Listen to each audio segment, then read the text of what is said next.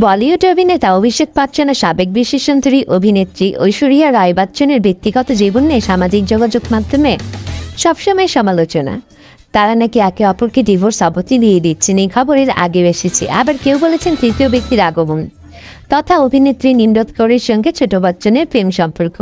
যদিও নিজেদের সম্পর্কের সমীকরণ নিয়ে মুখে কুলু পেতেছেন অভিষেক ও ঐশ্বরিয়া, কিন্তু তাদের নিয়ে চুপ নেই নেটিজেনরা।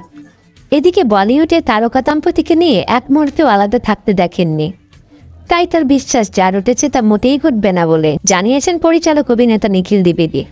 কোনোদিনই অভিষেক ও ঐশ্বরিয়ার সংসার ভাঙবে না বলেও জানান তিনি।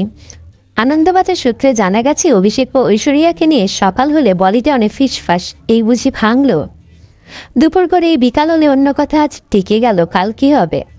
এভাবেই সকাল থেকে রাত হয়ে পরের দিন সকাল অভিষেক বচ্চন ঐশ্বরিয়া রায় বচ্চনের বিয়ে ভাঙার খবরে তোলপাড় বিনোদন দুনিয়া। আবার দাসপি ছবিতে অভিনেত্রী নিমরত কৌরের সঙ্গে পর্দা শেয়ার করার সুবাদে পরকীয়ার কাঠগড়ায় অভিষেক।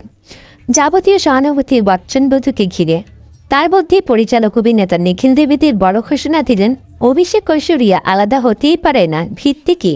কেন এত জোর গলা? কিসের জোরে তারকা দম্পতির হয়ে এত বড় কথা বললেন নিখিল দ্বিবেদী? সাংবাদিকদের এমন প্রশ্নের উত্তর দিতে গিয়ে পরিচালক সামনে এনেছেন তার অতীত অভিজ্ঞতা।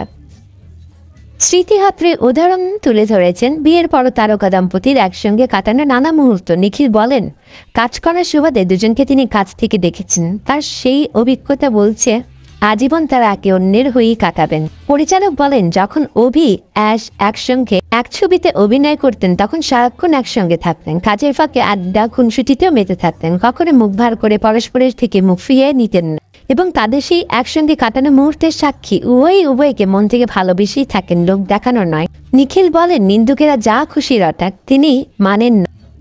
তার বিশ্বাস সময় তিনি যে সত্যি তা প্রমাণিত করবেন।